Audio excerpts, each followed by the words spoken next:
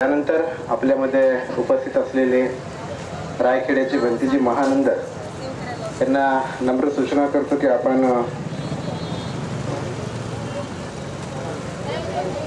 महानंद भंतीजींना नम्र सूचना करतो की आपण इथल्या उपासक उपासकांना आजच्या या दिवशी थोडंसं मनोगत व्यक्त करायचे।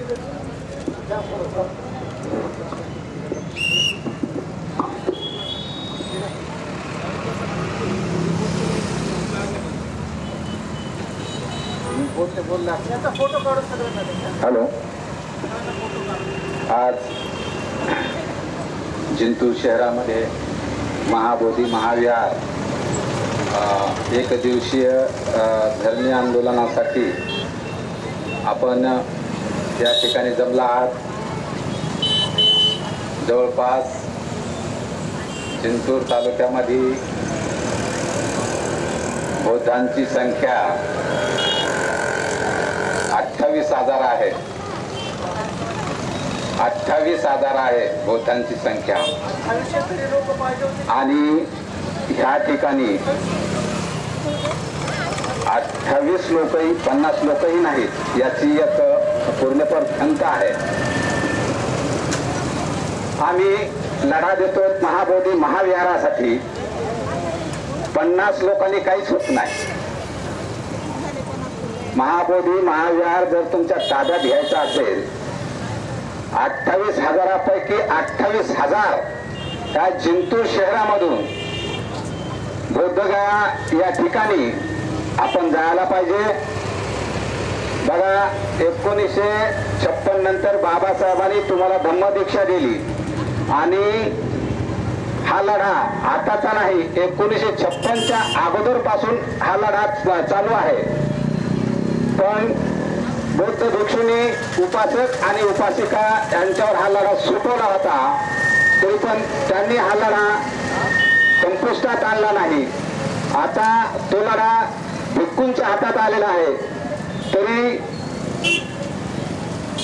मी अशी विनंती करतो सर्व उपासक आणि उपासिका, इथून पुढे तरी भिक्खूच्या कत्तली होऊ देऊ नका आणि हा लढा भिक्खू सोबत सोमाने चालू ठेवा। एवढे बोलून मी माझी धम्मदेशना संपवतो। जय भीम, जय संविधान।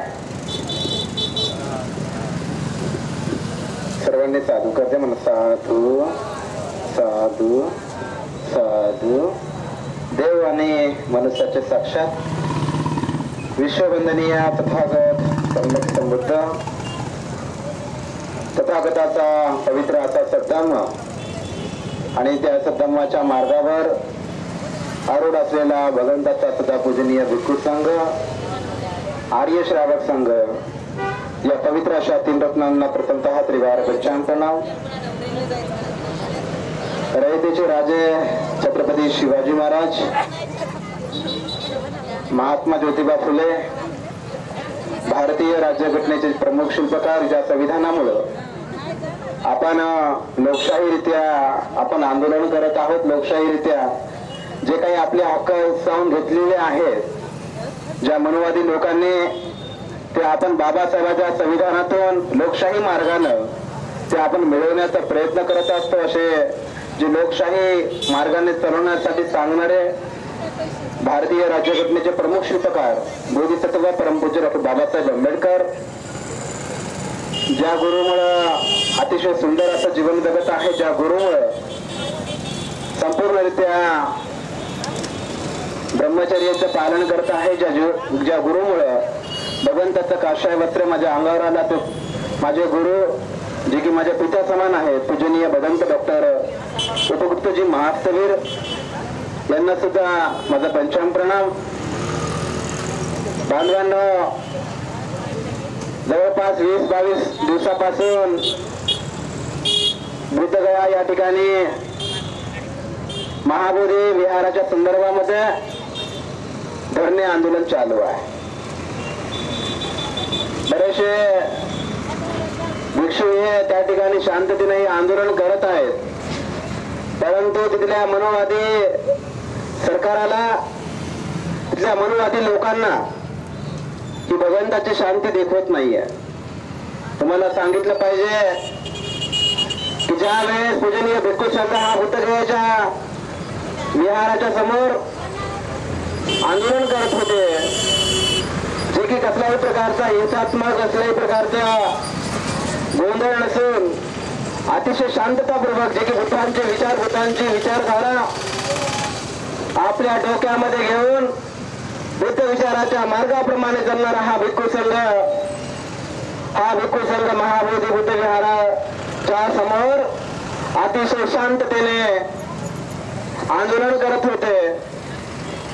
परंतु तेथील लोकांना तिथल्या प्रस्थापित सरकाराला हे देखवलं नाही, हे आवडलं नाही की त्यांनी एका रात्री पंडितजी लोकांना तिथून उचलून नेण्याचं काम केलेलं आहे.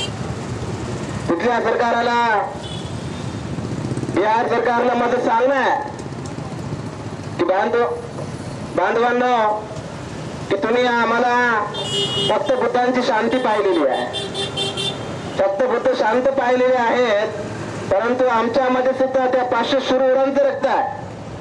जर वेळ पडली तर कोणती भूमिका आम्ही घेऊ हे तुम्हाला कळणार नाही.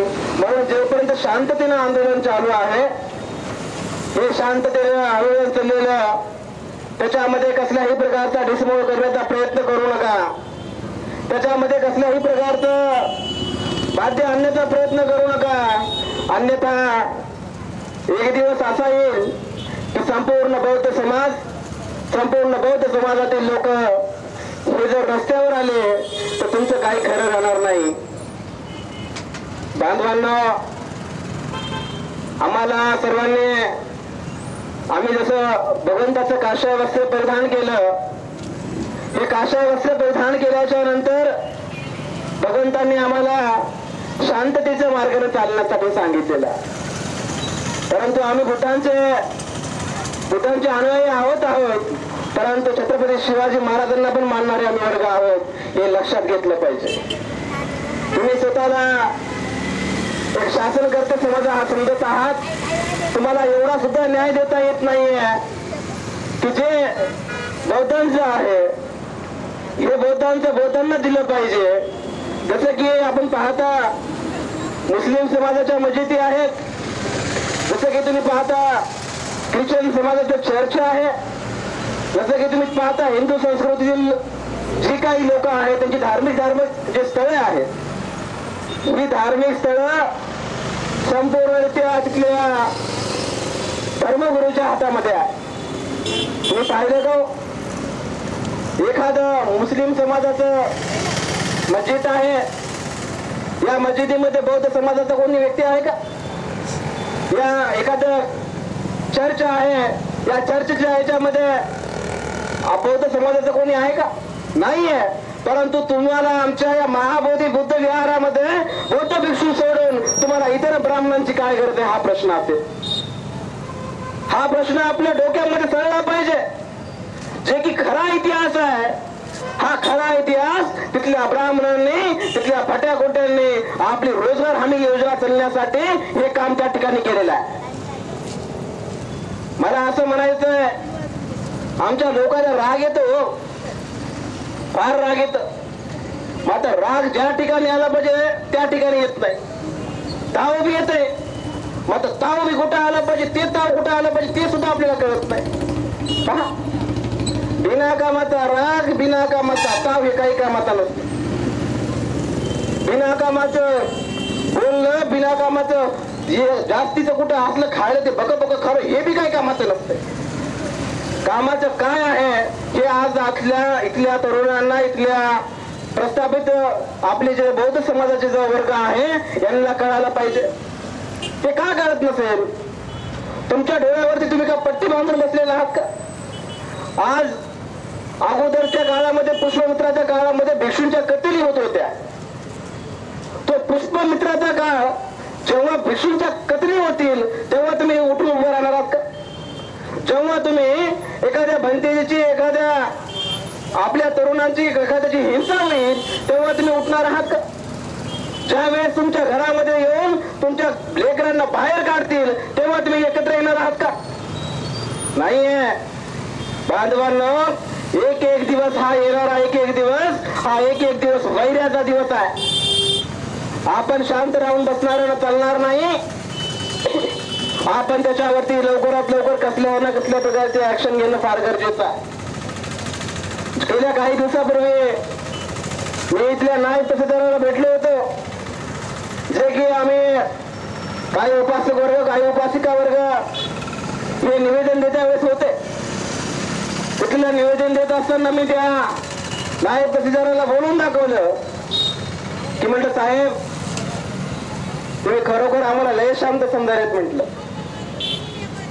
तुम्ही आम्हाला लय शांत समजत आहात की चूक करू नका म्हटलं. कारण लवकरात लवकर जे महाबोधी बुद्ध विहार जे आहे ते बुद्ध विहार जर बौद्ध भिक्षूंच्या ताब्यात नाही आलं तर हे सर्व भारत पेटल्याशिवाय राहणार नाही, लक्षात घेतलं पाहिजे म्हटलं.